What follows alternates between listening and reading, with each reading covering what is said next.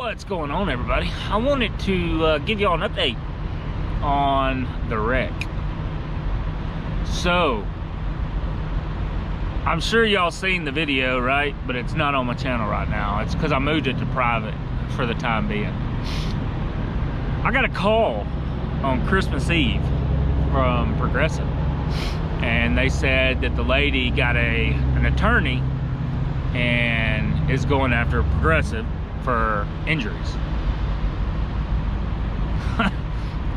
I asked the Progressive the lady I was talking to, I was like, how is she going after y'all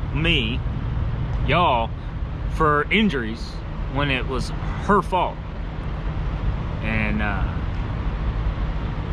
the lady I spoke to, she said, look, I'm not an attorney, so, you know, can't really give you a definite answer, but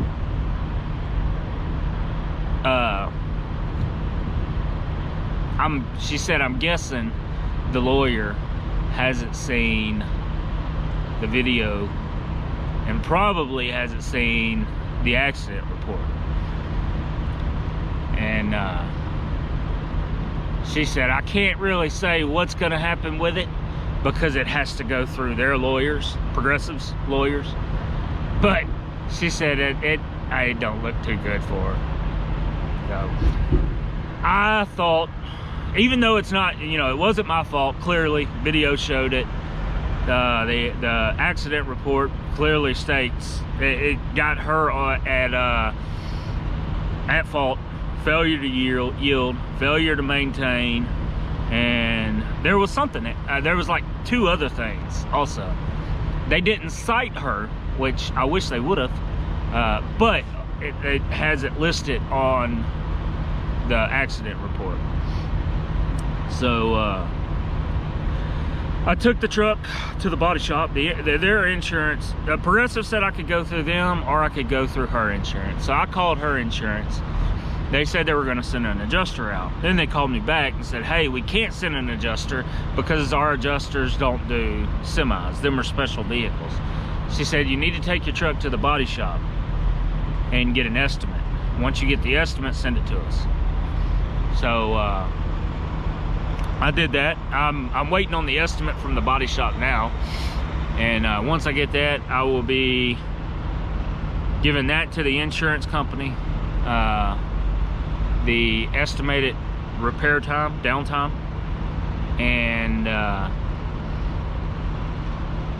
yeah, the bill for repairs and the bill for lost revenue downtime while the truck's getting repaired. So, and if they try to hassle me, I'll be blunt with them, nice with them, but blunt, you know.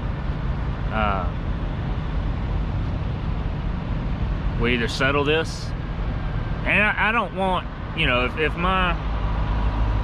say my net revenue is, you know, 3,000, just say 4,000, 5,000 a week, right? I'm not going after them for that much, but I want to be compensated for some of it, right? So you know, I'll negotiate with them, and if not, then an attorney may be acquired, used, but they are going to pay me for the damages and the repair, and I'm not gonna negotiate on that. So anyway, that's the update. You know, she did get a lawyer, and she's going after Progressive. I guess you could say she's going after me, but she's going after Progressive for her injuries. I think Progressive is gonna tell her to stick it where the sun don't shine. That's my personal opinion, but I don't know. We'll see what happens. Anyway, that's the update. That's about it for now, so.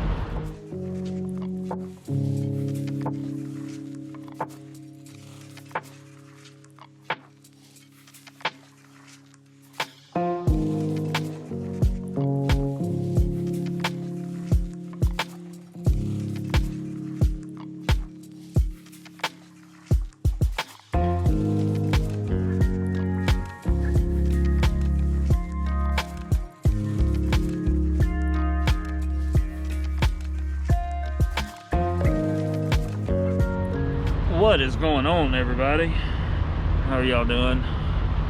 I got an early day today. I finished that last tractor. I got it unloaded, and then we had another load. Got a rate con for it. $10,000 on 2,481 miles.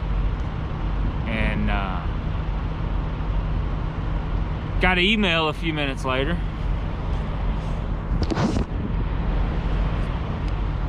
After I got the rate con.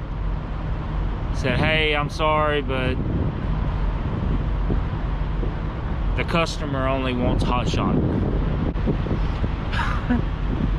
So the broker, he's like, man, I apologize. I don't understand why. He said, I apologize. The customer wants it to go specifically on a HotShot, so he can pay less. The customer knows y'all are taking cheap ass freight. So the broker reposts the load on the board for $6,000. Within a minute, load goes. A $4 a mile load down to what, $220 something a mile? Y'all are ridiculous. Straight up ridiculous.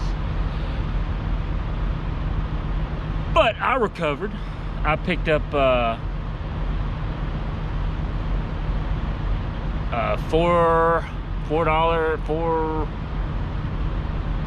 think it was like $4.31 a mile. So that's why I got an early day. It picks up first thing in the morning and delivers first thing Friday morning. Strict appointment at 8 o'clock. It's going to a Wawa. It's supposed to be some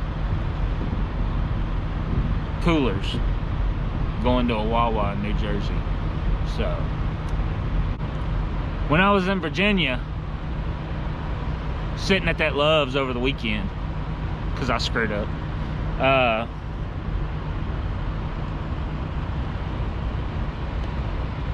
there was 4 other HotShots sitting next to me Monday morning.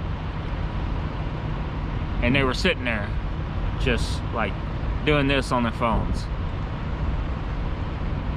Reload, reload, reload on the load board. And y'all are taking whatever y'all can get. It doesn't make sense. If y'all would band together, y'all could get the rate up. But y'all say, oh, you know, if I don't take it, Joe Blow will take it, so I gotta take it. And y'all are making pennies on the dollar. Man, I see, I've called on several loads, ISO containers, and they specifically want HotShot, $1.50 a mile. That's all they're gonna pay. And I was like, dude, that's crazy. You're wanting to go 1,800 miles at $1.50 a mile. See, you're not gonna get that. He said, we get it every day with HotShot. $1.50 a mile on ISO tanks. That's Anyway, yeah, we'll be picking up in the morning and dropping that off for over $4 a mile. 567 miles with a 20 something mile deadhead. So not bad, not bad. Rates have been good here lately, or maybe we've just been lucky, you know. I don't know, but yeah.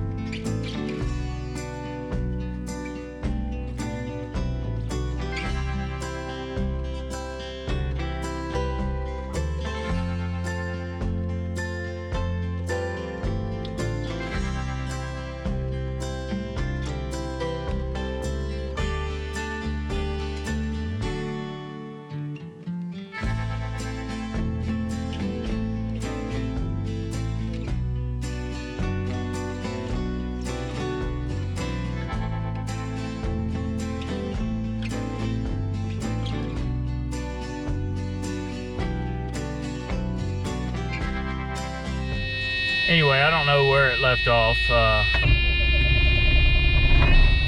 We got loaded, got tarped, got about 598 miles to go. 589 miles. Yeah, 589 miles. Who takes a lunch or a break at 8 o'clock in the morning when you're open from 7 to 5? It's weird. Got here this morning and had to wait like an hour. And when he come out, he was like, man, I'm sorry, you caught me on my break. I was eating my biscuit. No problem. It is what it is. But anyway, like I said, we're tarped. I hate the mismatch stuff. It kind of screws your tarp job up, you know? Like, that's something I guess you can kind of pride yourself on is having a good tarp job and as a flatbed or step deck, right? But yeah, mine doesn't look the best, but it'll definitely work, you know. It's not gonna flap or anything like that. So anyway, we're gonna get on down the road. We got to be there this evening. I won't get there till 8 o'clock tonight, and then luckily there's Lowe's, Walmart, and everything else like right where that Wawa is. So I'll probably end up parking there, and I got a strict appointment time in the morning at 8 o'clock to unload. So anyway, we'll holler at y'all here in a little bit.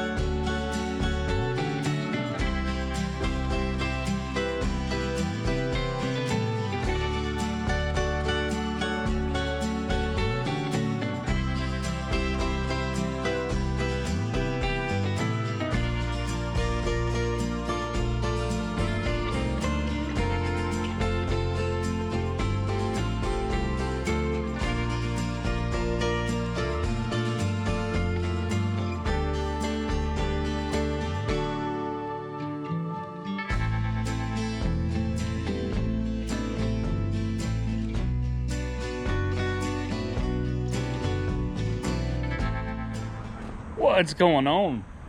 We made it. It's about 9 o'clock. I got on, I was thinking about staying at the TA.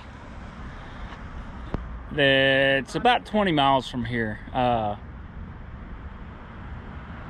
can't remember the name of the town, but it's in New Jersey off of, I think it's off of 295. But I pulled up the Google Maps and for this Wawa, I was figuring it was like a new construction or something, being that I'm carrying like all new cooler pieces. But I guess they're doing a remodel or something on it, or adding a cooler outside maybe, I don't know. But anyway, I seen they had this little spot right here.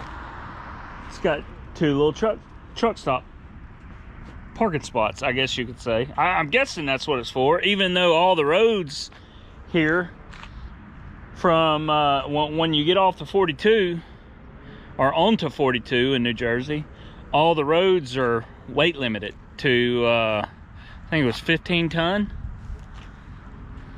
I believe. So like, I don't know, technically I'm overweight for all these roads. But I said, screw it. I mean, if nothing else, I would have parked up there in the parking lot somewhere. There's also a Lowe's and a Lowe's and Aldi's and a Target right on the other side of that tree line. So, yeah, if nothing else, I would have parked there for the night. But anyway, we're I thought about going ahead and untarping, because I have room here to roll my tarps up, but I don't want to risk, you know, them getting here tomorrow and, you know, seeing it untarped and freaking out that you brought this load up here without tarps. So I'm gonna wait till in the morning. at least let them see it, and then I'll get it untarped, get the tarps rolled up, and go from there. Good morning. TQL for the win. No, it's not their fault. Hey, I'm sitting here and there's like no forklift, no construction going on, no nothing. This is the operating Wawas, right? I figured last night, you know, maybe I didn't go walk around, so I figured it might have been on the other side of the store or whatnot. But anyway, I finally got a hold to the point of contact this morning, and he asked, he's like, "Are they doing any type of construction there?" And I was like, "No." He said, "Yeah, I think you're at the wrong Wawa." So he looked it up, and I'm supposed to be in Paulsboro. So it's not, like I said, it's not TQL's fault. The shipper had the same address, right? And TQL gets the address from the shipper.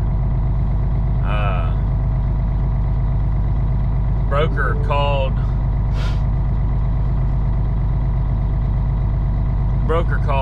the shipper. Shipper looked back through the emails, and this address they gave them, or that Wawa gave them, and this address is what's on the BOL from the shipper. So anyway, we're gonna run down there. It's only like 14 miles down the road, so letting the truck warm up a little bit, and get on down there and get unloaded so we can go get something else. So, see y'all shortly.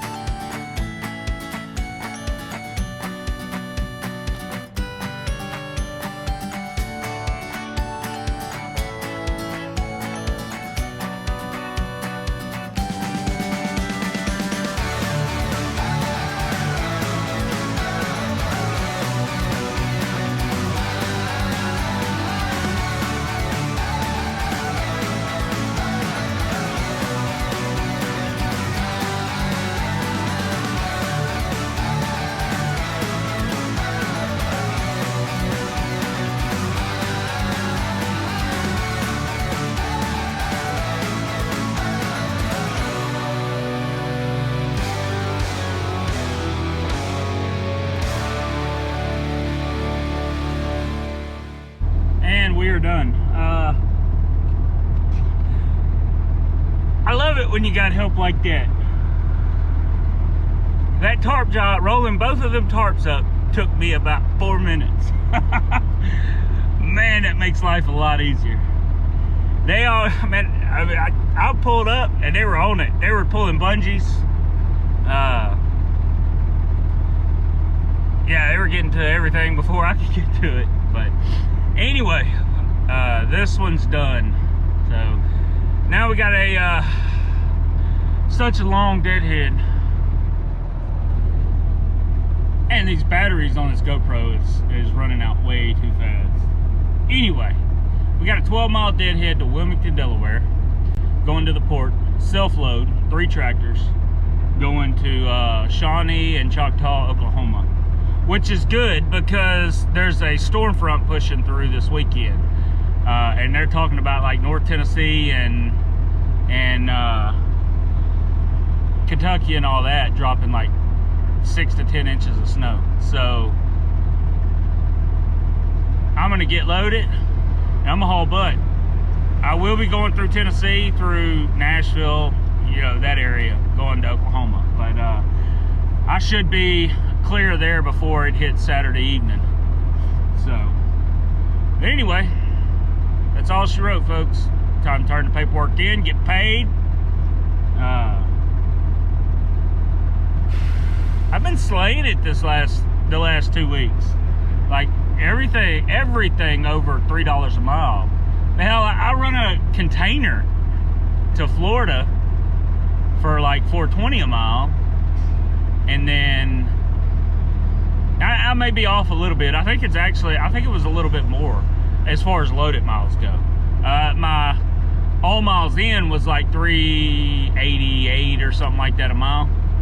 And then I come out of Florida, ran 70 miles up into Georgia, and caught a $7 a mile load